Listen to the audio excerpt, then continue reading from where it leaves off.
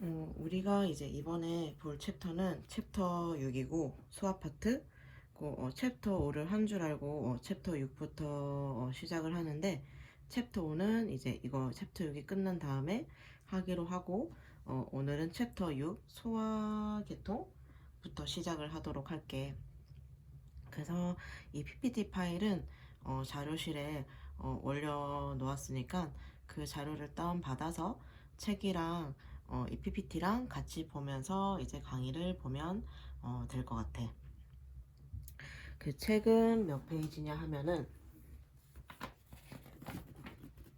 352쪽을 펴놓고 이 프린트랑 같이 보면서 강의를 보면 될 것 같아.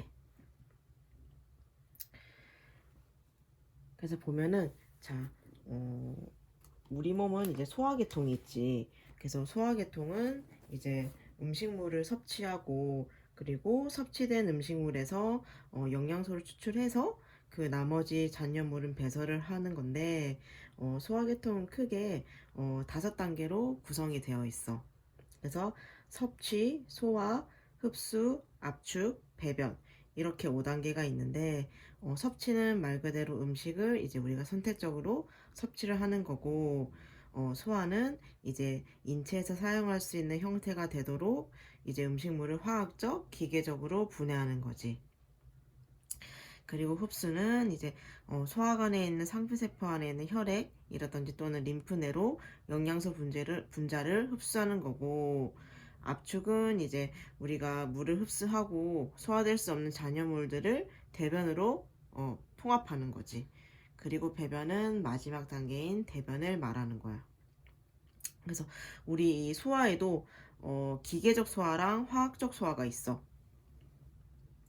그래서 기계적 소화를 보면은, 기계적 소화는 이제 말 그대로 치아로 우리가 음식물을 자르고 으깨는 운동을 말하는 거야.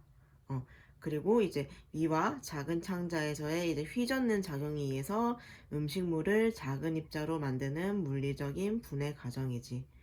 그래서 이 기계적 소화는 이제 소화효소의 활동을 촉진하기 위해서 음식물의 표면을 더 많이 노출시키는 거야. 그리고 화학적 소화는 이제 이 고분자 시기를 기본 구성체로 분해하는 건데, 예를 들면 이제 다당류는 단당류로, 그리고 단백질은 아미노산으로, 그리고 지방은 이렇게 지방산으로 이렇게 분해하는 거고, 이 모든 화학적 소화는 이제 효소에 의한 가수분해 과정을 말하는 거야. 그래서 소화는 이렇게 기계적 소화랑 화학적 소화로 나눌 수 있다라고 보면 되고, 그 다음을 넘어가서 보면 이 우리 소화계통은 크게 이 소화관이랑 부속기관이라는 두 가지 하부 구조로 이루어져 있어. 그 소화관은 말 그대로 입에서 항문까지 연결된 관 형태야. 그래서 우리 책 기초의학 책 352페이지에 보면은 소화계통의 구조라고 해서 소화도 땡땡 약 9m가 있지. 그 소화도가 의미하는 게 입부터 항문까지를 말하는 거야. 그래서 그 길이가 약 9m 정도 되고, 어, 이 소화관은 입, 인두, 식도, 위, 작은 창자, 큰 창자를 말하고, 이 부속기관은 치아, 혀, 침샘, 간, 쓸개, 이자를 말하는 거야. 그래서 이 위와 창자가 합쳐져서 이제 위장관을 구성하는 거고, 그렇다면 이제 우리 소화관은 4개의 조직층으로 되어 있어. 책에 보면은 352페이지에 보면은 소화기 내 점막 보이지 얘들아. 그래서 이걸 볼 건데, 소화관 구조는 점막, 그리고 점막 밑층, 근육층, 장막 이렇게 구성이 되어 있어. 책에도 똑같이 나와 있지. 그래서 우리 소화관은 이렇게 4개의 조직층으로 구성이 되어 있다. 이렇게 보면 되고, 그 중에서도 이제 점막 밑층이라고 하는 것은 주로 혈관이라든지 림프관, 신경을 포함하는 거야. 그리고 이제 근육층은 주로 이제 민문이 근육으로 되어 있고, 이 소화관을 통해서 음식과 잔여물을 이동하는 작용을 해. 음. 그리고 장막은 이제 소화관 표면의 대부분을 차지한다고 볼 수가 있어. 그래서 네 가지 층으로 이루어져 있다는 것을 기억하면 될 것 같아. 그렇다면 이제 우리 소화도의 첫 단계인 이제 입부터 볼 건데, 자, 입의 역할은 굉장히 많지.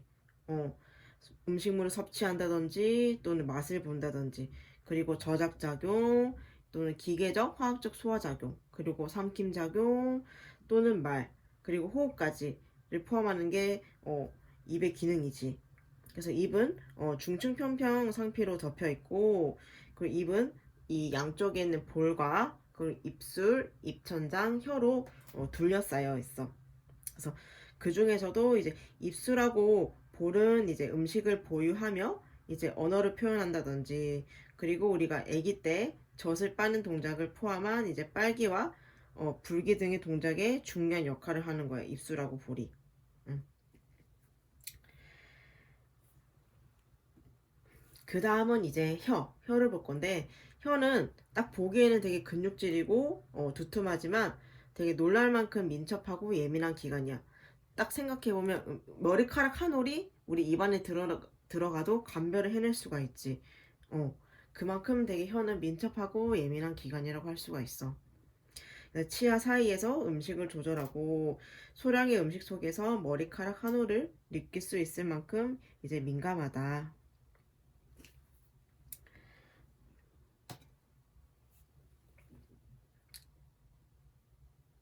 그리고 우리가 여기서 잠깐 봐야 할 것은 우리 책 356쪽에 보면은 혀 나와 있거든.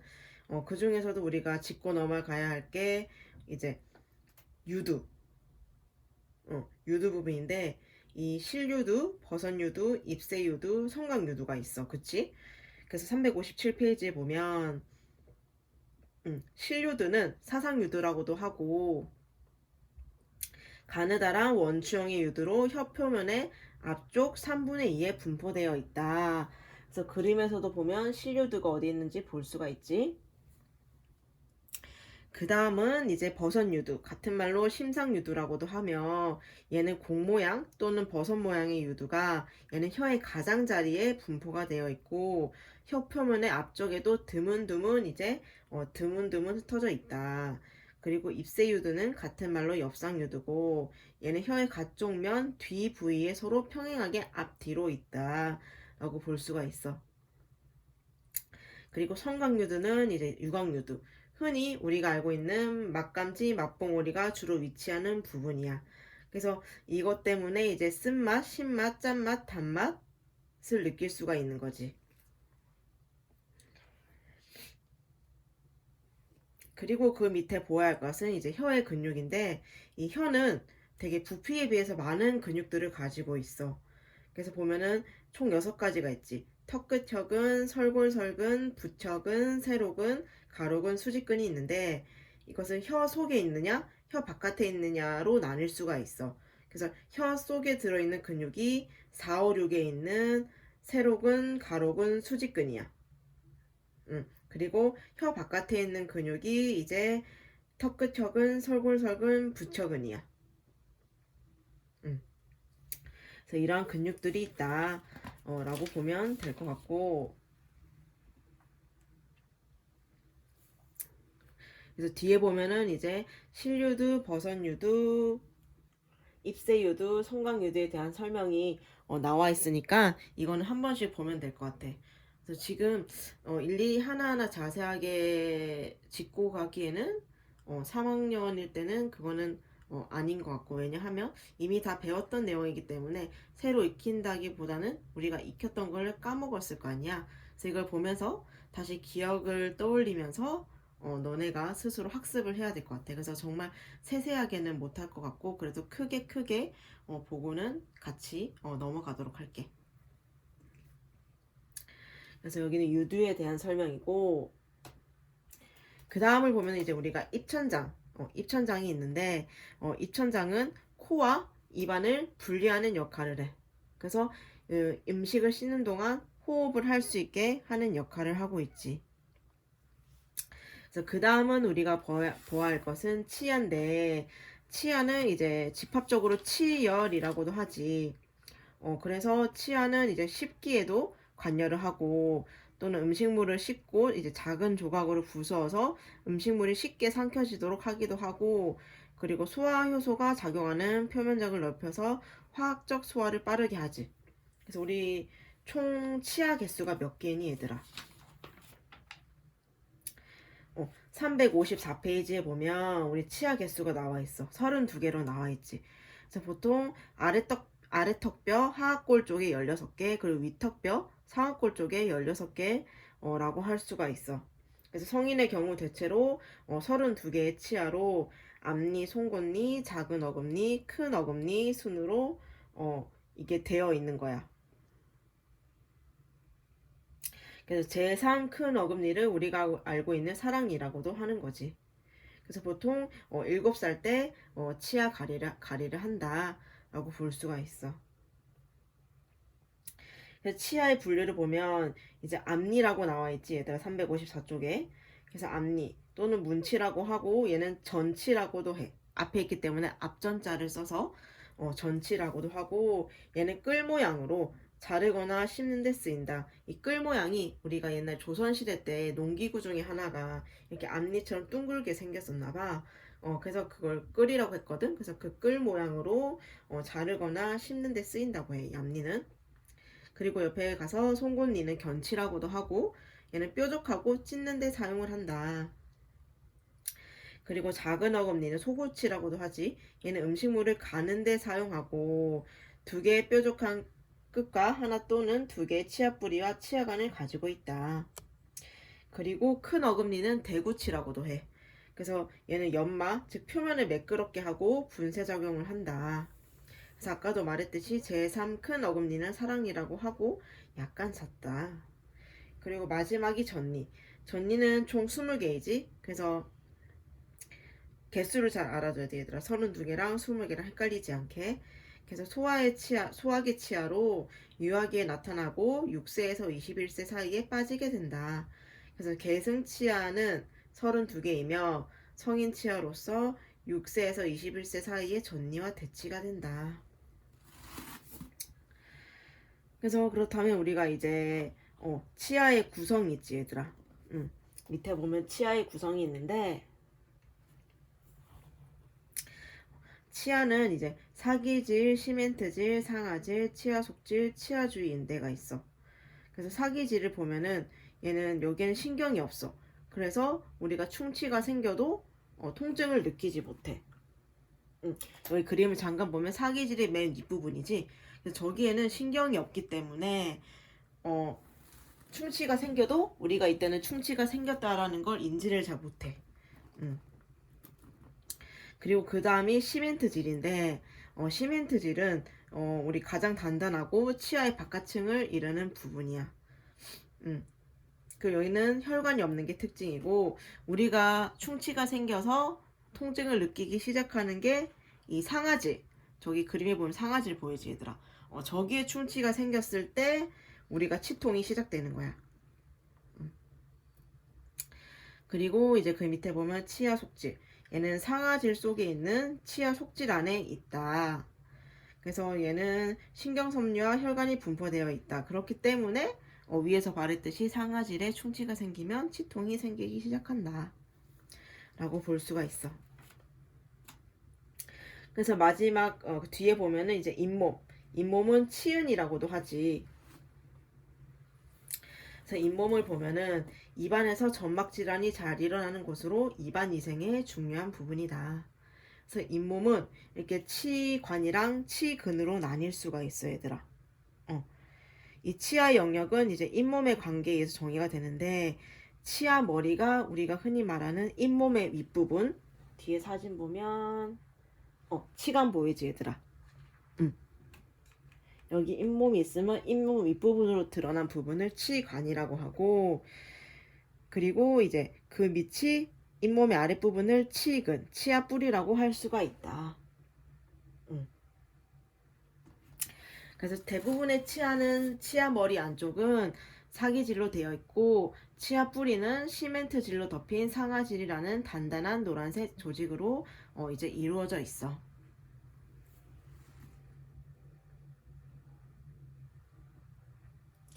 그 다음으로 보아야 할 것은 우리가 침이랑 침샘을 볼 건데 이제 우리가 흔히 알고 있는 침은 이제 점액이라든지 뭐 효소 그리고 전해질이 들어있는 물과 같은 용액을 이제 침이라고 하는데 이제 침은 하는 역할이 우리 입안을 마르지 않게 적시는 역할을 하고 또 이 침이 치아를 청결하게 하며 세균의 성장을 막을 수가 있어. 또한 이제 음식의 분자 구조를 용이해서 맛봉오리를 자극할 수도 있고 또한 우리가 음식물을 넘길 때 윤활유 역할을 해서 그 음식물의 입자를 부드럽고 매끄러우며 쉽게 삼킬 수 있는 덩어리로 뭉치는 역할도 하지. 그래서 이 침 속의 아밀라제는 씹는 동안 음식물 속에 전분 일부를 소화시키기도 해. 여기 보면 나와 있어. 그래서 침이 하는 역할이 되게 많지 생각보다. 그래서 침은 이러한 역할들을 한다라고 볼 수가 있어.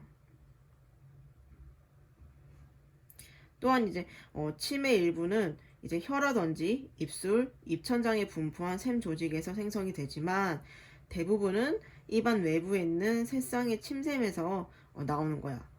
그래서 침샘에서는 하루 1에서 1.5리터의 침을 생산을 하기도 해. 그 새쌍의 침샘이 뭐냐고 하면 우리가 흔히 알고 있는 귀밑샘, 턱밑샘, 협의샘이야 얘들아. 기억나지? 그래서 그 귀밑샘이랑 턱밑샘, 혐의성에 대해서 간단히 보면 기미쌤은 이제 바이러스에 의해서 볼이 붓는 경우 장애를 받는 부분이고 얘는 이 샘 세 가지 중에 가장 크다. 그래서 형태를 보면 위쪽은 넓고 아래쪽은 좁아지는 형태를 띠고 있어. 그리고 얘는 십기근으로 덮여 있는 것이 특징이다.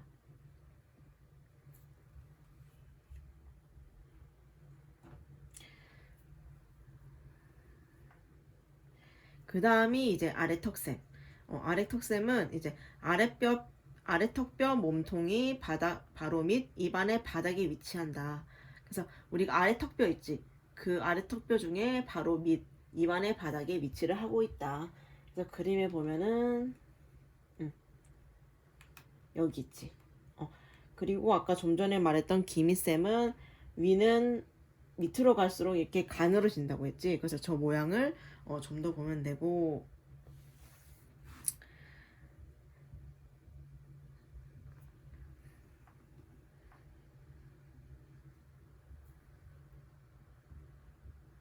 그래서 이 아래턱샘의 역할은 이제 얼굴 동맥이라든지 혀 동맥의 가지로 혈액이 공급이 되고 이제 동맥과 일치되는 정맥의 지류에 의해서 회수가 된다.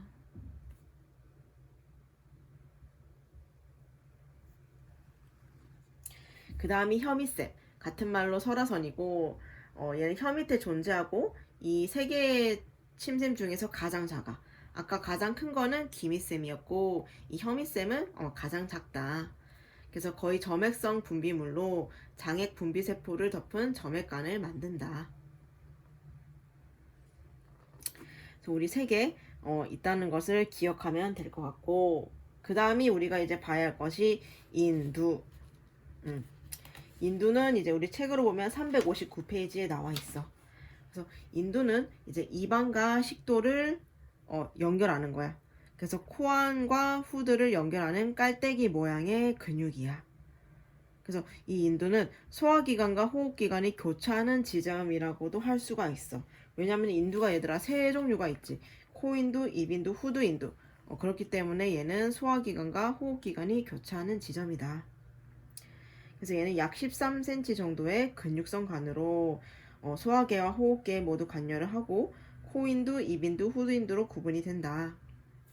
그래서 책에 보면은 이제 코인두, 입인두, 후두인두 설명이 나와 있어. 그래서 코인두를 먼저 보면 코인두는 이제 인두의 윗부분으로 코안 뒤에 있고 머리뼈 아래에서 이제 물렁 입천장 높이까지이며 입인두로 이어지는 부분이다. 그래서 얘들아 책을 보면 여기 앞에 프린트를 보면 나와 있지. 머리뼈 아래쪽에서 바로 물렁 입천장 높이까지가 비인두. 그리고 그 밑이 코인두. 그래서 이제 얘는 인두의 윗부분을 말하고 코안 뒤에 있고 머리뼈 얘들아 미안해. 비인두가 코인두고 이제 그 밑이 구인두. 같은 말로 입인두지. 그래서 얘는 인두의 중간 부분을 말하는 거야. 그래서 중간 부분에 있기 때문에 소화계와 호흡계 모두에 관여를 하고 입안 뒤에 있으며 이제 물렁입천장까지가 코인두였으니까 입인두는 물렁입천장에서 목불뼈 위치까지 이르며 그 밑으로는 후두인두로 이어지게 되는 거지. 그리고 마지막이 이제 후두인두. 후두인두는 이제 그 인두의 아랫부분이고 얘 또한 소화계와 호흡계 모두에 관여를 해. 그래서 얘는 후두 뒤에 위치해 있고 목불뼈 높이까지가 구인두였고 목불뼈 높이 해서 반지연골 높이까지가 이제 후두인두 즉 하인두를 말하는 거야. 그래서 그 밑은 이제 식도로 이어지게 되는 거지. 그래서 인두의 종류는 이렇게 총 3종류가 있다. 그래서 이거를 기억하고 있으면 될 것 같고 그 다음으로 봐야 할 것은 이제 식도. 식도를 볼 거고 이것도 책의 360페이지에 계속 이어져 있어. 그래서 식도는 이제 인두에서 위까지 음식물을 운반하는 약 25cm 정도의 근육성 관을 말하는 거야. 그래서 얘는 가슴 세로칸 즉 종격을 지나서 이제 식도 구멍, 식도 열공이라고 들어봤지. 식도 구멍이라는 구멍에서 이제 가로막을 통과하게 되는 거야. 그래서 이 식도와 척추 사이에는 대동맥이 있지. 또한 우리가 알아야 할 것이 이 식도에는 3곳의 협착 부위가 있지 얘들아. 협착 부가 어디인지는 361페이지 책에도 나와 있는데 첫 번째가 인두 아래 끝으로 제6목뼈 부위 거기가 제 첫 번째고 그 다음에 기관 분기부로 제4호 등뼈 부위 그리고 마지막이 가로막 간통부로 제11 등뼈 부위. 여기 앞에 그림에도 협착부가 나와 있지. 제1 협착부, 제2 협착부, 제3 협착부. 저렇게 이루어져 있는 거야. 이 설명이 나와 있는 게. 그래서 식도에는 총 3개의 협착부가 있다라고 알고 있으면 되고 그래서 음식물 통과를 하겠지 식도로. 음식물 통과는 이제 꿈틀 운동에 의해서 일어나고 아까도 말했듯이 식도 구멍에 대해서 살짝 얘기했지 얘들아 앞에. 이 식도 구멍은 식도 열공이라고도 하는데 이 가슴 공간에서 배 안으로 통과하는 구멍이야. 앞에 프린트를 보면 이 보이지 얘들아. 가슴 공간에서 배 안으로 이렇게 통과하는 건데 가로막의 구멍으로 특히 탈장이 잘 일어나게 돼. 이 구멍이 있어서 이게 정상적인데 탈장이 일어나서 이렇게 위로 올라간다거나 옆으로 삐져나가게 되거나 그래서 식도 열공 탈장이라고도 많이 하지. 그래서 가로막 탈장이 잘 일어난 부위가 어디냐고 하면 이렇게 식도 구멍이라고 알고 있으면 될 것 같아. 그래서 여기까지가 이제 식도에 대한 얘기였고 그 다음으로 봐야 할 것은 우리가 위도 361쪽에 계속 이어져 나오고 있어서 그걸 같이 보면 될 것 같아. 그래서 위는 이제 우리가 가로막 바로 밑 특히 배안 왼쪽에 있는 큰 주머니 모양의 기관이야. 저렇게 그림에서 보다시피 왼쪽에 있지. 그래서 얘는 소화관 중에서 가장 넓은 부분이야.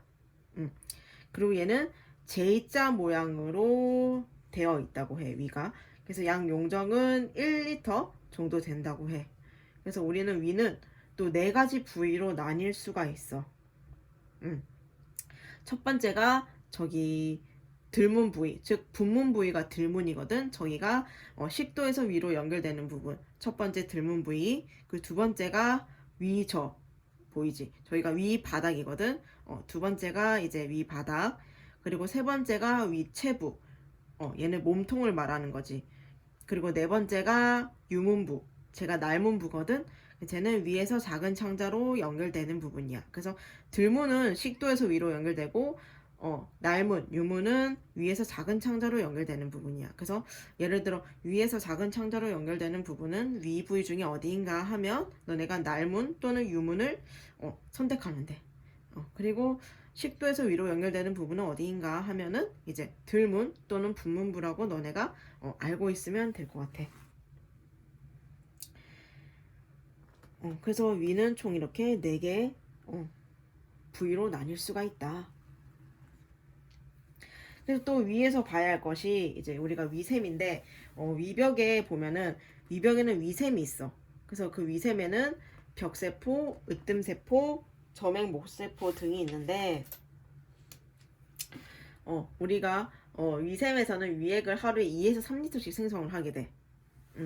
그리고 아까 말했듯이 벽세포, 으뜸세포, 점액목세포가 있는데 뒤에 없네. 우리가 점액세포에서는 말 그대로 점액을 분비하고 그 다음에 벽세포에서는 주로 염산을 분비를 해. 그리고 으뜸세포는 같은 말로 주세포인데 여기서는 펩시노겐을 분비하게 되는 거야. 그래서 각각이 분비되는 효소가 있어. 다시 말해서 점액세포는 점액을 분비하고 그 다음에 벽세포는 염산을 분비하고 그리고 으뜸세포 같은 말로 주세포는 펩시노겐을 분비를 하게 되지. 그래서 위샘은 이제 위액을 하루에 2, 3리터씩 생성을 하는데 위샘은 주로 물 또는 이제 염산, 펩신, 리파제 그리고 네인자 그리고 호르몬과 국소적 화학 전력 물질로 구성이 되어 있어. 그래서 위에는 염산이 있기 때문에 이 위의 산이 굉장히 강력하다고 볼 수 있어. 왜냐하면 우리가 음식물을 타고 내려갔을 때 위산을 만나겠지. 그럼 위산이 굉장히 강하기 때문에 웬만하면 다 음식물이 녹을 수가 있는 거야. 그래서 위산은 그 피부에 닿으면 화학적 화상을 일으킬 정도로 낮은 산도야, 얘들아. pH가 보통 7 이하면은 낮다라고 할 수가 있는데 이 위에 있는 산은 0.8까지 내려갈 수가 있어. 그렇다면 굉장히 강한 산이라고 볼 수가 있지. 그래서 이 위산은 여러 가지 기능이 있는데 펩신 효소를 활성화시킨다든지 아니면 우리가 섭취한 철분을 체내로 흡수할 수 있게 가능한 형태로 전환한다든지 기타 등등 많은 역할을 하고 있어.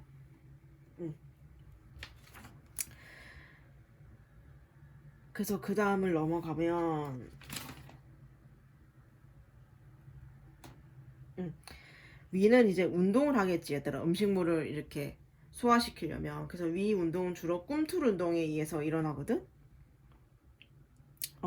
위는 율동적인 꿈틀 운동 수축을 시작하는데 이 수축을 함으로 인해서 이제 위 안에 있는 음식물 휘저어서 위에서 나오는 위액과 섞이도록 함으로써 이제 음식물이 물리적으로 부서지고 화학적 소화가 일어나도록 할 수가 있는 거야. 그래서 우리 음식물이 위로 들어왔을 때 이 꿈틀 운동 수축을 통해서 이 위로 들어온 음식물과 그리고 위에서 분비되는 위산이랑 섞이게 한 다음에 이제 음식물이 물리적으로 부서지고 화학적 소화가 일어날 수 있도록 하는 거지. 그래서 보통 이제 일반적으로 식사를 했을 경우에 약 4시간 정도면 위가 비워지지만 이제 액체가 이제 많이 포함된 식사를 했다거나 그럴 경우에는 위 배출 시간이 그것보단 짧겠지. 4시간보단 짧고 또는 이제 지방이 많이 포함된 식사를 할 경우에는 4시간보다 좀 더 한 6시간 정도 걸린다고 해. 그래서 여기까지가 위였고 우리 잠깐 뒤를 가면은 377쪽 책 위와 관련된 게 이제 이 구토인데 이 구토가 어떻게 일어나는지를 잠깐 볼 건데 책을 보면 위에서 역방향의 운동이 일어나 음식물이 입 쪽으로 역류하는 현상이다 라고 나와 있어.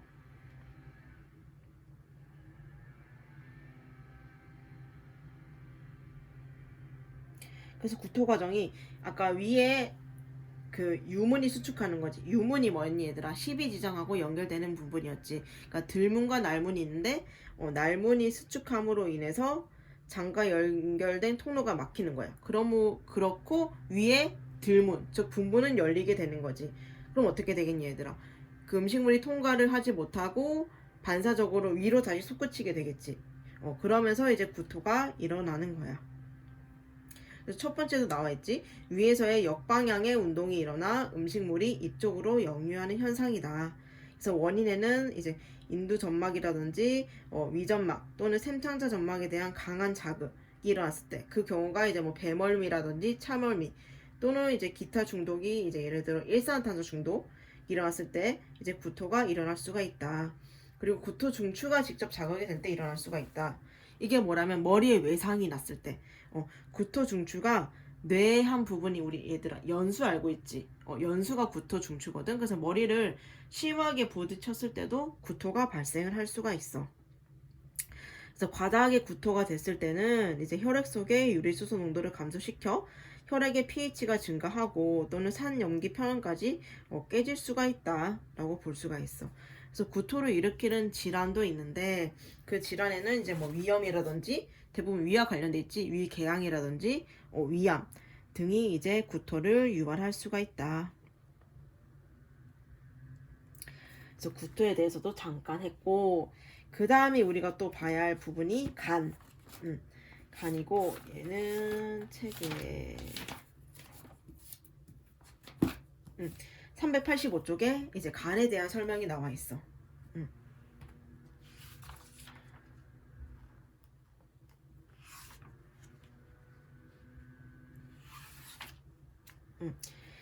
간은 이제 오른쪽 갈비 밑부위에 위치해 있어. 그래서 갈비 밑부위와 명치 부위를 대부분 차지하고 있고, 보통 무게가 한 1.4kg 정도 되는데 여자랑 남자랑 또 무게가 다르다고 하거든. 책에 보면 성인 남자는 약 1.5kg고 여자는 약 1.2kg야. 그래서 얘는 인체에서 가장 큰 셈이다. 그래서 간은 되게 다양한 기능을 하지만 그중 소화와 관련된 기능은 쓸개즙 분비이다. 그래서 간은 이제 대략 육각형 모양의 4개의 소엽의 집합체라고 이제 385쪽에 나와 있지. 그 4개의 소엽이 우리가 알고 있는 우엽, 같은 말로 오른엽이고, 그 다음이 왼엽, 좌엽, 그 다음이 네모엽, 사각엽, 그리고 꼬리엽, 미상엽, 이렇게 4개의 소엽으로 이루어져 있다. 그래서 그 다음에 이 그림이 왜 나왔냐 하면, 우리 386페이지 보면 이제 간에 대한 설명이 나와 있는데, 첫 번째 점이 보면 간 소엽의 중간에는 중심정맥이 종주하고 그 주변에는 간세포 줄이 방사상으로 배열이 되어 있다고 나와 있지, 얘들아. 그래서 여기서 간 소엽의 중간에는 중심정맥이 종주한다 라고 되어 있는데, 이 간 소엽이라는 말이 왜 나왔냐 하면은, 이제 간의 구조를 보면 이제 간은 간소엽이라는 구조적 간소엽이라는 이제 구조적 기능적 단위로 되어 있어. 그래서 이 육각형 기둥 모양이 간소엽이거든. 여기 보이지 얘들아, 그림에 육각형 모양. 이 간소엽이 간을 이루고 있단 말이지. 그래서 이 간소엽의 내부에는 간세포로 채워져 있어. 간소엽은 육각형 모양이고, 그림에 나와 있다시피 간소엽 내부는 간세포로 채워져 있는데, 이 소엽의 중심 부에는 중심정맥이 있어. 그치 얘들아? 이 소엽의 중심 부에는 이렇게 중심정맥이 있다. 그래서 이 첫 번째 점 얘기가 나온 거야. 우리가 이 간소엽을 보려면 이 현미경으로 봐야 돼. 그래서 현미경으로 보면은 이제 간의 내부에는 길이가 약 2mm밖에 안 돼. 그리고 지름은 1mm야. 이 약 2mm와 길이가 2mm고 지름이 1mm라는 간소엽이 셀 수 없이 많은 작은 원주가 있는 거야, 이 간 내부에. 그래서 첫 번째 점에 나와 있는 게 그 말이야. 간소엽의 중간에는 중심정맥이 종주하고 그 주변에는 간세포 줄이 방사상으로 배열되어 있다. 그리고 간은 대부분 복막에 이에 쌓여져 있고, 복막 안의 오른쪽 위쪽으로 가로막 아래면에 위치한다. 그리고 우리가 특히 알아야 될 게, 이 위면으로부터는 갓낫 인대에 의해서 우리가 왼쪽 엽과 오른쪽 엽을 구분하는 거야. 갓낫 인대가 있음으로써. 그래서 이거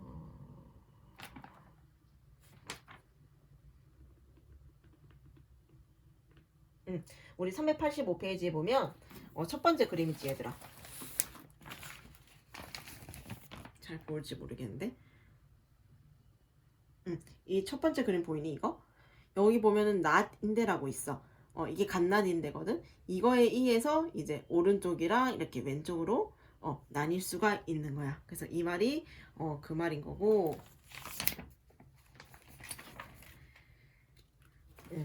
또 같은 말이 또 나오지? 육각형 간소엽의 중심부에는 이제 중심 정맥이 관통하고 간은 오른쪽이 두껍고 이제 왼쪽은 가늘다.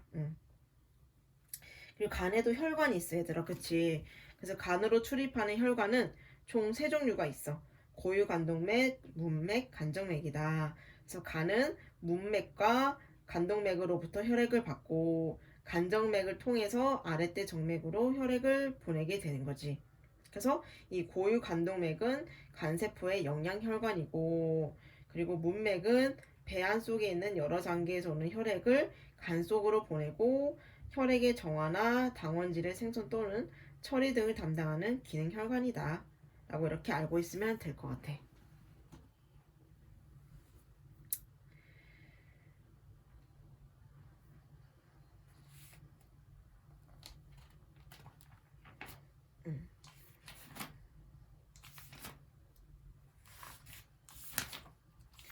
그래서 우리가 여기까지가 이제 간에 대한 내용이었고, 우리가 책을 좀 더 보면서 다시 같이 보도록 할게. 우리가 처음에 봤던 게 352쪽. 그래서 우리가 구조 받고, 그 다음에 치아, 입, 그 다음에 혀 쭉쭉 받고, 인두도 받고, 위도 받고, 그 다음이 우리가 작은 창자를 안 봤는데 큰 창자랑 우리 363페이지를 한번 보면 작은 창자가 나오지. 그래서 작은 창자랑 이어지는 게 위 어느 부분이었니 얘들아? 날문이었지. 위 날문에서 큰 창자에 이르는 원주상의 긴 간으로 이제 세 개의 층으로 구성이 되어 있다.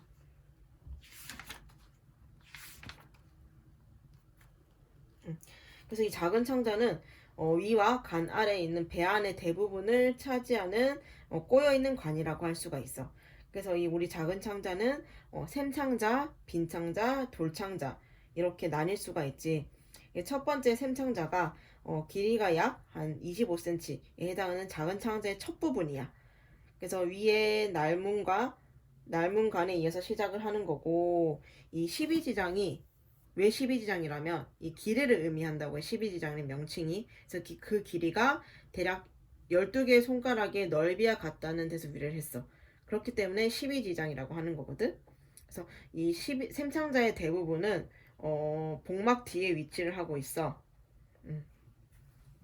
그리고 이 샘창자 샘에서는 이제 중탄산염이 풍부한 점액이 다량 분비가 되기 때문에 위산을 중화하고 또는 점막을 위산으로부터 보호하는 역할을 한다고 볼 수가 있어.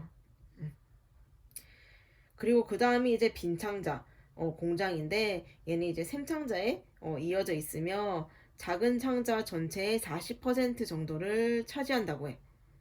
그래서 살아있는 사람의 경우에는 다 다르긴 한데 여기는 이제 약 2.5m라고 돼 있네. 그래서 빈창자의 대부분은 왼쪽 상복부에 위치를 하고 있어 얘들아. 그림을 보여주면 아까 샘창자는 얘들아 복막 뒤에 위치하고 있다고 했거든. 그래서 얘는 딱 정면으로 봤을 때는 잘 안 보여. 그 다음에 이제 빈창자. 빈창자는 왼쪽 상복부라고 했거든. 그래서 여기 잠깐 그림을 보여주면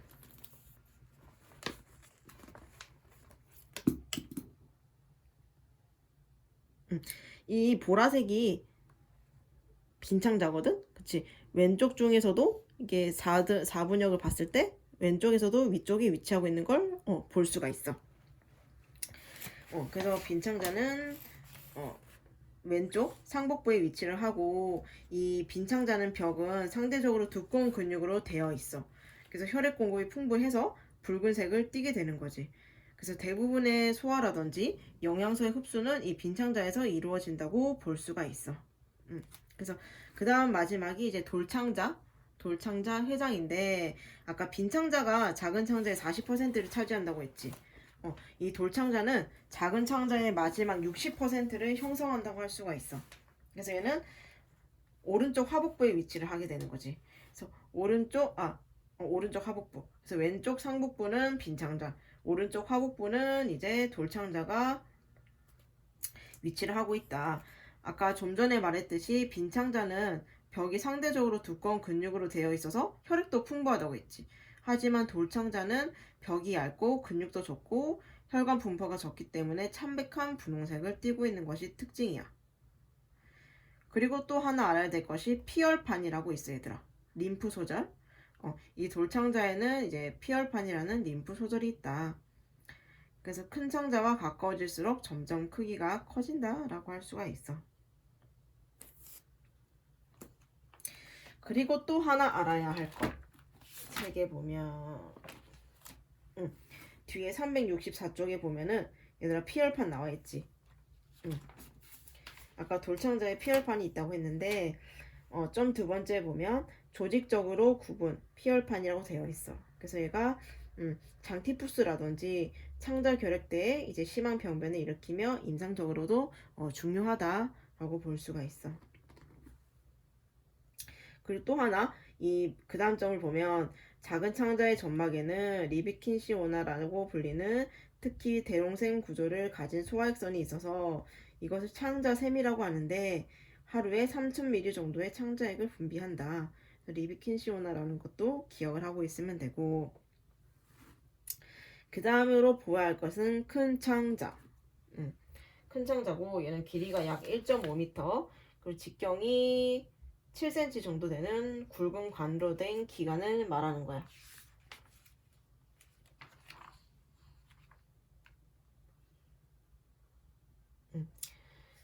그래서 여기서는 우리가 알아야 할 것이 돌막창자 이음부. 얘가 작은 창자의 끝부분인 돌창자와 큰 창자의 막창자가 만나는 부위를 돌막창자 이음부라고 한다.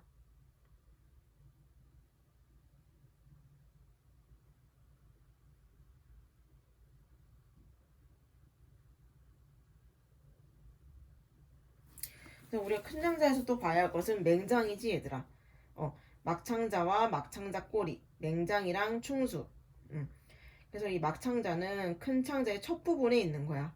그래서 큰 막창자 주머니이며 약 5cm로 돌막창자 임 높이에서 오름 잘록창자와 연결이 시작된다.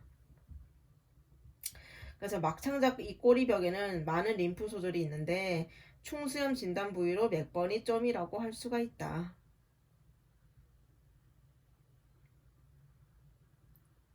그래서 아까 작은 창자의 임파 소절은 피혈판이었고 큰 창자의 이제 림프 소절은 이제 몇 번이 점이 있다라고 이렇게 알고 있으면 될 것 같아.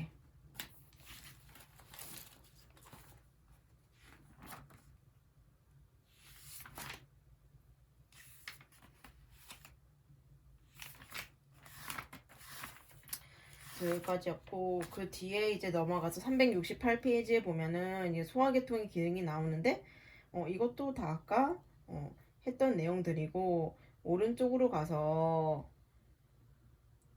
위를 한번 볼까? 위를 보면은 이제 펩시노겐이 염산에 의해서 펩신으로 되고 그리고 단백질로 되고 프로테우스 펩톤 프로테우스가 단백질의 가수분해물이거든. 그러니까 이게 가수분해되는 과정을 보여주는 거라고 알고 있으면 될 것 같아. 그래서 최초로 단백질의 화학적 소화가 이루어지는 것은 위이고 최초로 탄수화물의 화학적 소화가 이루어지는 것은 이제 입이다라고 할 수가 있어.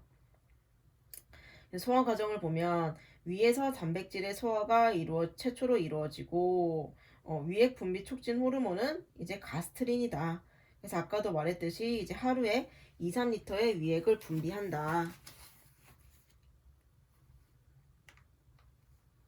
그래서 위에 보면 이제 위가 그 소화를 보면 위가 확장이 되면서 위벽에 음식물이 부착이 되고 자극이 되면서 이제 가스트린을 분비한다고 돼 있는데 이 가스트린은 이제 혈액을 타고 이동을 하게 돼.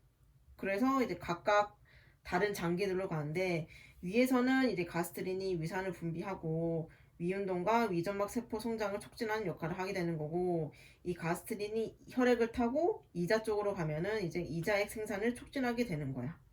그리고 이제 이 가스트린이 소장 쪽으로 가게 되면 소장의 일부인 회장 운동을 촉진하게 되고 이것이 대장으로 가면 이제 대장 운동을 촉진하게 되는 거지.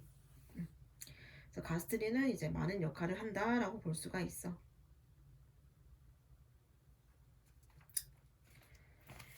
그래서 여기도 넘어가서 370페이지에 보면 자 우리가 위액 분비 기전이라고 있어 얘들아. 찾았니? 370쪽? 위액 분비라고 해서 뭐 뇌상이니 위상이니 장상이라니 이런 말이 나와 있는데 이게 쉽게 말해서 뭘 말하냐면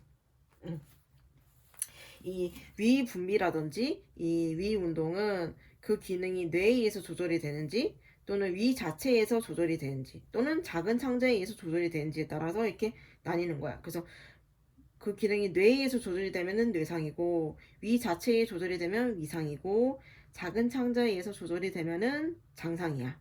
그래서 이렇게 나누는데 이 머리 단계 뇌상, 위상, 장상은 서로 겹쳐서도 나타날 수가 있고 서로 동시에 일어날 수도 있어. 꼭 각 단독으로 일어나는 게 아니라 겹칠 수도 있고 동시에 일어날 수도 있어. 그래서 뇌상, 즉 이게 머리 단계거든. 이게 무슨 말이냐면 위가 이제 단순히 음식을 보거나 냄새를 맡거나 맛을 보거나 생각만 해도 반응을 하는 단계지. 우리가 맛있는 음식이 있어. 우리가 냄새를 맡고 시각으로 보지 얘들아. 그거에 의해서도 이 위액이 분비가 될 수 있다는 말이야. 또는 우리가 예전에 뭐 족발이 맛있었어. 예전에 뭐 피자가 맛있었어. 그 맛있는 음식을 떠올리기만 해도 이 위액이 분비되는 게 이 뇌상이야. 그래서 음식물이 위장 내로 들어오기 전이라든지 들어오기 전에 이제 음식물을 보거나 냄새를 맡거나 또는 이제 음식물에 대한 과거의 경험을 이야기하든지 또는 생각만 해도 위액이 분비되기 시작하는 게 뇌상이다. 그래서 음식이 위에 도착하기 전에 기분에 의해서 한 25%가 분비가 되기 시작한다. 그래서 이 단계에서는 조건 반사, 후각, 미각, 생각에 의해서 미주신경을 통해 위상과 펩시노겐 분비를 촉진한다. 그 다음이 이제 위상. 위상은 이제 실제로 음식이 위에 들어가서 위벽을 자극해서 분비가 되는 건데, 이 음식물이 위 속에 들어온 후에도 이제 위액 분비는 계속되는 거야. 그래서 위벽에서 이제 가스트린이 분비가 되어서 이제 위액이 나오게 되는 거지.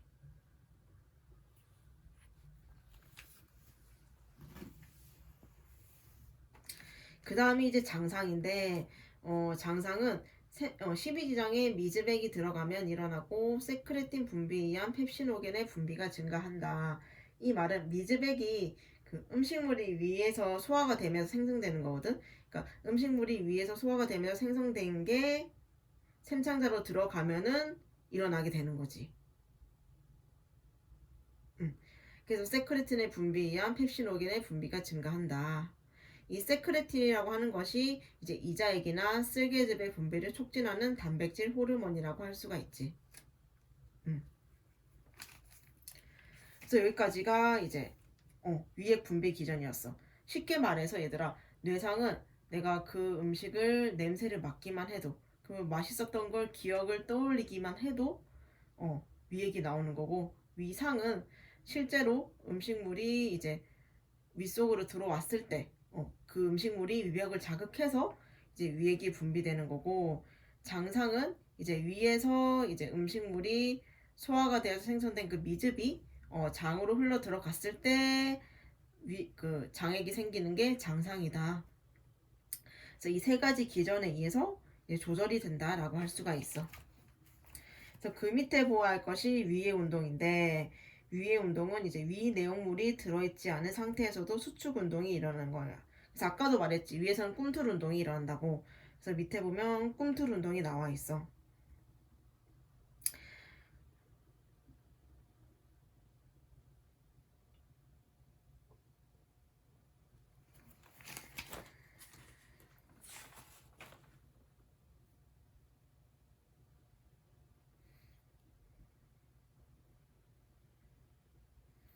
그리고 아까 372쪽에 보면 창자액이라고 나와 있지. 같은 말로 장액이고 얘는 창자의 점막에서 분비되는 소화액이라고 할 수가 있어. 그래서 얘는 미주신경에 의해서 분비가 촉진이 되고 효소, 점액, 전해질로 구성이 되어 있었고 pH는 8에서 8.2 정도이다. 그래서 샘창자의 분비샘인 브루너선은 진한 알칼리성 점액을 분비하는데 이것은 위에서 내려오는 위산에서 작은 창자 점막을 보호하기 위한 것이다. 그치? 위산은 굉장히 강하기 때문에 알칼리성 점액을 분비해서 작은 창자 점막을 보호하는 거야. 그래서 소장에서의 장액 분비는 기계적, 화학적 자극, 신경 및 호르몬에 의해서 조절이 된다. 그래서 밑에 아까 나왔던 말이 또 나오지만 아까 작은 창자 점막에는 리비킨시오나라는 이제 소화액선이 있다 했지. 대롱생 구조를 가진.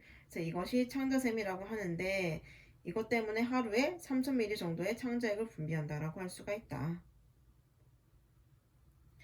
그래서 밑에 372쪽에 보면 양분의 분해라는 게 나와 있어. 탄수화물, 단백질, 지방이 있는데 탄수화물은 흔히 이제 녹말은 아밀라제에서 메가당으로 분해가 되는 거고 단백질, 즉 트립신옥에는 이제 엔테로키나아제라는 거기에서 트립신으로 변해서 단백질 분해에 참여를 하는 거지.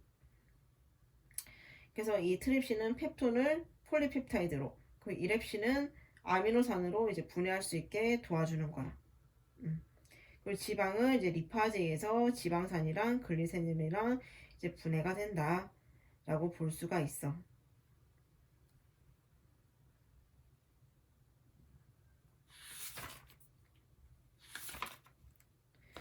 그래서 우리가 이제 373쪽에 보면 작은 창자의 운동이 나와 있는데 작은 창자는 이제 어떻게 운동하냐 해서 여러 가지 운동이 나와 있는데 첫 번째가 분절 운동이야. 분절 운동은 말 그대로 내용물을 반죽하고 섞는 운동을 말하는 거야. 그래서 작은 창자에서의 기계적 소화는 분절 운동에 의해서 일어나고 이제 미즙이 샘창자에 들어오면 샘창자 입구 가까이의 세로 근육에서 이 분절 운동이 시작되는 거야. 그리고 작은 창자의 분절 주기는 주로 민문의 근육에서 일어난다. 그리고 꿈틀 운동. 그래서 연동 운동은 아까 작은 창자의 분절 주기는 민문의 근에 의한됐지. 그래서 작은 창자에 민문의 근이 자극이 되면 자극받은 곳의 윗부분을 수축하고 아래는 이완하면서 미즙이 다음 단계로 이동되는 거야. 아까 미즙은 위에서 위 내용물과 위액이 섞여서 나오는 거라고 했지. 그 다음이 육모운동. 육모는 민분이근 섬유에서 앞뒤 왼 오른쪽으로 진동하는 채찍 운동과 수축 이완이 있다. 그래서 얘들아 작은 창자에서의 양분 흡수를 보면 우리가 이것도 기억이 날 것 같은데 수용성과 지용성이 따로 있지 얘들아. 너네 암주가 이거 들어봤지? 아마 들어봤을 거야. 그래서 소화작용에 의해서 양분이 생성이 되면 육모의 상피세포를 통해서 모세혈관과 암주간 내로 흡수가 된다. 그래서 밑에 가면 우리 점 마지막에 볼까? 점 마지막에 보면 포도당, 아미노산, 비타민, 무기염류 등은 육모돌기에 모세혈관, 간문맥, 간, 심장, 온몸으로 흡수가 된대. 그리고 옆에 점을 보면 375쪽에 보면 지방산, 콜레스테롤 등은 림프관, 가슴관, 빗장뼈 정맥, 심장을 지나 온몸으로 흡수가 된대. 한마디로 이 포도당, 아미노산, 비타민, 무기염류는 수용성이 해당이 돼. 그래서 얘는 육모 내에 모세혈관이 흡수를 하는 거고 이 오른쪽에 지방산, 콜레스테롤, 글리세롤은 지용성이야. 그렇기 때문에 얘는 육모돌기에 모세혈관이 아니라 림프관으로 흡수가 되는 거지. 지용성이기 때문에. 그래서 기전을 보면 얘들아 다르지. 이 수용성은 모세혈관을 통해서 간문맥, 간, 심장, 온몸으로 흡수가 되고 이 지용성은 림프관을 들어가서 가슴관, 빗장뼈 정맥 통해서 심장을 지나 온몸으로 흡수가 되는 거야. 그래서 수용성 양분은 왜 간을 지나냐 하면 이 수용성 양분은 일정한 농도를 유지해야 돼. 이 포도당, 아미노산, 이제 비타민, 무기염류 등은 일정한 농도를 유지해야 하기 때문에 간으로 가서 이제 간에서 농도 조절을 한 후에 다시 심장으로 가서 이제 온몸으로 흡수가 된다고 해.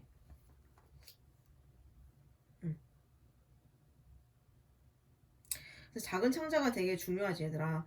이 작은 창자는 흡수에 있어서 중요한 역할을 하는데 이 음식에서 모든 유해한 물질의 약 95%를 소장이 흡수를 한다고 해. 대부분의 영양분의 흡수가 이루어진다고 해도 과언이 아니지. 그래서 수용성이랑 지용성이랑 경로가 다르다라고 볼 수가 있어.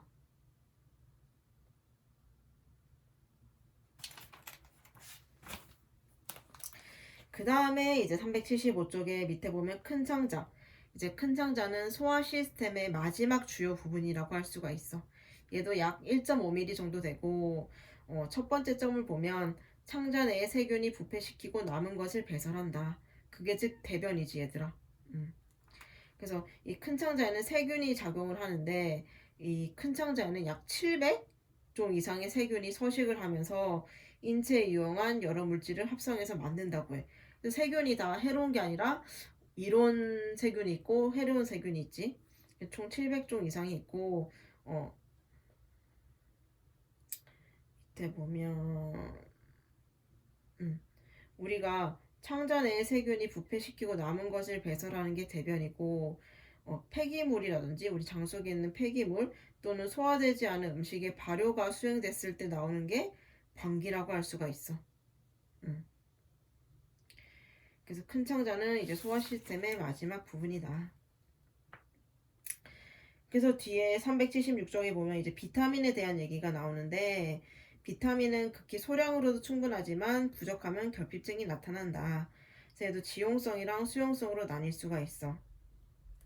그래서 비타민 A부터가 나와 있는데, 비타민 A는 이제 카로티니 프로비타민 A라고 하고, 얘는 결핍 시에 야맹증 또는 안구 건조증이 나타날 수가 있어. 그리고 얘는 비타민 A를 과잉 섭취 시에는 체내에 축적이 되어서 독성을 나타낸다고 했는데, 과잉 섭취 시 체내에 축적이 되어서 이제 독성을 나타내는 경우에는 이제 뭐 피로감, 뭐 두통, 구역, 그 다음에 설사, 식욕부진이 나타날 수가 있는데, 이게 심하게 되면 이제 간손상이라든지 혼수까지 올 수도 있다고 해. 특히 이제 임산부들이 비타민 A를 과잉 섭취할 경우에는 이제 사산이 일어나거나 또는 출생 시 기형이라던가 또는 조산이 발생을 할 수 있기 때문에 너무 많이 먹어서도 안 되고 너무 적게 먹어서도 안 돼. 그리고 비타민 D는 에르고스테롤이고 결핍 시 이제 구루병이 나타날 수가 있어. 이 비타민 D가 되게 중요한 역할을 하는 게 이제 뼈의 형성에도 관여를 하고 인슐린 분비에도 관여를 하고 이 면역 기능에도 관여를 해. 그렇기 때문에 얘는 칼슘의 항상성을 유지하게 되지. 얘들아, 칼슘이 부족해서 나타나는 병이 뭐니? 기억이 날련가? 테탄이지. 그리고 이 비타민 D는 세포 분화 이상 시 암 발생이 나고, 결핍 시에는 이제 구루병, 골연화증, 근육약화 및 통증이 나타나게 되는 거지. 그리고 비타민 E는 이제 그냥 토코페롤, 이건 비타민 E의 별칭이고, 비타민 F는 이제 피부염이 발생할 수가 있고 부족 시, 그리고 비타민 K는 혈액 공급에 도움을 주게 되는 거지. 그래서 우리 위에 비타민 E에 대해서 잠깐 했는데, 비타민 E가 과잉으로 섭취를 하게 되면 얘가 비타민 K의 흡수를 방해하게 돼. 비타민 K는 얘들아 혈액 공급으로 도움을 주지. 근데 비타민 E를 과잉으로 섭취해서 비타민 K의 흡수를 방해하면 우리가 혈액 공급을 제대로 이루어지지 않겠지, 몸에서. 그렇기 때문에 혈소판 응집이 감소를 하게 돼서 만약에 수술이 있거나 또는 몸에 외상을 입었을 때 다량의 출혈을 발생할 수가 있는 거지. 그리고 비타민 K는 이제 피부라든지 모발의 건강을 유지하는 역할을 하고, 비타민 K는 좀 전에 말했듯이 혈액 공급에 도움을 준다. 그리고 377쪽의 수용성을 보면 비타민 1은 치아민이라고 하지. 이 치아민은 비타민 B1의 화학명이야. 그래서 얘는 각기병이 발생할 수가 있다. 각기병이라 하면 이제 우리가 팔다리에 신경염이 생겨서 통증이 발생하게 되는 거야.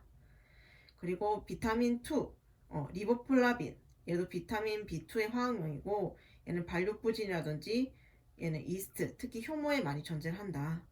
그리고 비타민 12, 1, 2는 악성 빈혈을 일으키고, C는 아스코르빈산이라고 하는데 얘는 이제 과일이나 채소에 많고 괴혈병을 일으킬 수가 있어. 그래서 우리가 비타민을 되게 중요하게 봐야 되더라. 그래서 음식도 골고루 섭취해야 되고 과일이랑 채소도 먹어야 되고 그래서 이제 영양제도 먹게 되는 거고. 그래서 이 비타민은 우리 몸에 굉장히 중요한 역할을 할 수가 있다 라고 보면 돼. 그래서 우리가 여기까지 봤고,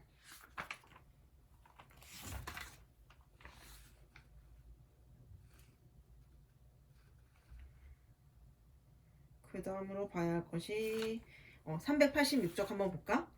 386쪽이랑 387쪽을 보면 쓸개랑 이자에 대해서 나와 있어. 우리가 아까 쓸개랑 이자에 대해서는 언급을 안 하고 갔는데 이제 386쪽에 쓸개 같은 말로 담낭이지. 담낭은 이제 간 아래쪽에 있는 배 모양의 주머니야. 그래서 길이가 약 10cm 정도 되고 이 쓸개즙으로부터 물을 흡수해서 쓸개즙을 5배로 농축을 한다고 해. 그래서 쓸개즙의 주 색소가 얘들아 빌리루빈이야. 쓸개즙의 주 색소가 빌리루빈인데 이 빌리루빈의 대사산물은 대변이 갈색을 띠게 해주고 소변이 노란색을 띠게 하고 중요한 역할을 하는데 이 쓸개즙이 없을 경우에는 우리 대변은 갈색이 아니라 회백색을 띠게 되는 거야.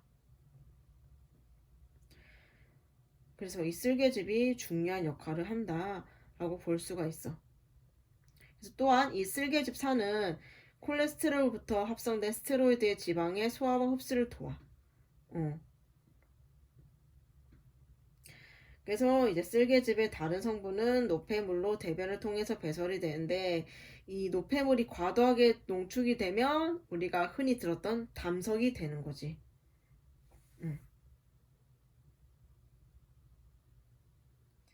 다시 말해서 이 쓸개는 간 아래쪽에 있는 배 모양의 주머니로 쓸개즙을 저장하고 농축을 하는데 이 쓸개즙 안에는 여러 성분들이 있어. 무기질, 콜레스테롤, 인지질, 쓸개즙 색소, 쓸개즙 산을 포함하는 연두색의 액체야. 그래서 이 쓸개즙의 주 색소는 이제 빌리루빈인데 이 빌리루빈이 대사산물이 대변을 갈색으로 띠게 해주고 소변이 노란색으로 띠게 해주는데 이 쓸개즙이 없을 경우에는 사람의 대변은 회백색이 되는 거지. 그래서 쓸개는 이제 쓸개 바닥, 쓸개 목, 쓸개 몸 이렇게 세 부분으로 나뉘고 이 밑에 가서 이자는 우리가 진짜 많이 했지 얘들아. 다른 과목에서도 그렇고 이 이자는 이제 허리 1, 2 높이에 위치를 하고 전체 길이가 약 12에서 15cm 정도로 머리 부분은 샘창자에 의해서 둘러싸여 있고 꼬리 부분은 이제 비장에 닿아 있다. 그래서 이자는 얘들아 특징이 있지. 이자는 내분비샘인 동시에 외분비샘이야. 그치? 우리가 흔히 알고 있는 글루카곤, 인슐린 이러한 것들은 내분비샘에 해당이 되고 외분비샘에는 이제 이자액이 있는 거지. 그래서 외분비샘으로서는 이제 이자는 매일 약 1.5리터 정도의 이자액을 분비를 하게 돼. 그래서 이자액은 이제 주로 효소와 중탄산염으로 구성된 알카리성 요액이야. 그래서 이 이자는 연노랑의 소엽샘으로 이자 머리, 이자 목, 이자 몸통, 이자 꼬리 등 네 부분으로 이제 나뉘어져 있어.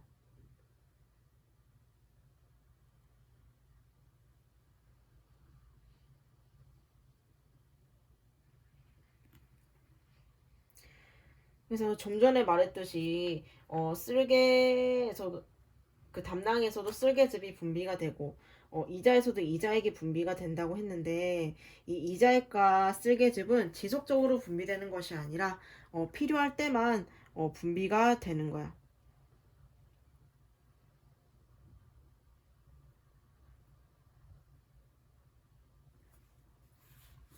그리고 또 우리가 이자에서 봐야 할 것은 그 388쪽에 오디 조인근이 있어 얘들아. 이 오디 조인근이라고 하는 것은 그 샘상자에 있는 온쓸개관의 결합부 근처에서 온슬개관 아랫 부위와 이자관을 둘러싸는 환영의 근육성 섬유띠로 얘가 즉 쓸개즙과 이자액의 유출을 조절한다는 거지. 한마디로 오디조인근은 뭐냐 하면 쓸개즙과 이자액의 유출을 조절을 하고 이 이자액과 쓸개즙은 항상 분비되는 것이 아니라 필요할 때만 분비가 된다라고 알고 있으면 될 것 같아. 그래서 밑에도 나오는 얘들아 외분비랑 내분비. 외분비는 이제 이자액이고 내분비는 이제 호르몬인 글루카곤이랑 인슐린이다. 그래서 랑게르한스 섬에서 알파 세포는 약 20%고 글루카곤, 베타는 70% 인슐린, 그리고 델타는 5%로 소마토스타틴이다.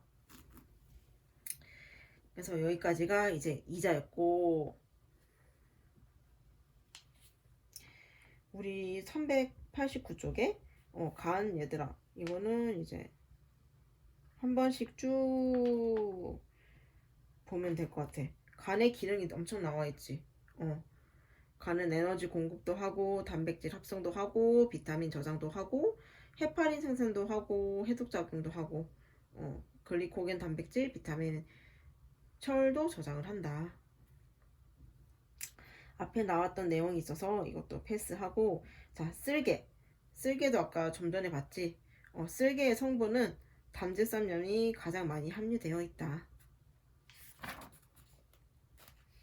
그리고 뒤로 넘겨서 보면 이자도 좀 전에 했던 거고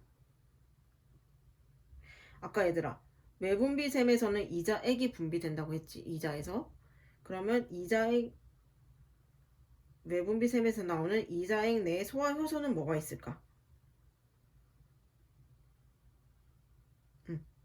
이자액 내 소화효소는 이제 트립신이랑 키모트립신이 있어. 트립신이랑 키모트립신은 단백질을 소화시키는 거고 또 하나 나오는 게 판크레아틱 아밀라제야. 얘는 지방을 소화해. 그래서 이자에는 내분비샘이랑 외분비샘이 있는데 내분비샘에서는 글루카곤, 인슐린, 소마토스타틴이 있고 외분비샘에는 이자액을 분비하는데 이 이자액 안에는 소화효소가 있다. 그 소화효소에는 단백질을 소화시키는 트립신과 키모트립신이 있고 지방을 소화시키는 판크레아틱 아밀라제가 있다 라고 이렇게 알고 있으면 될 것 같아.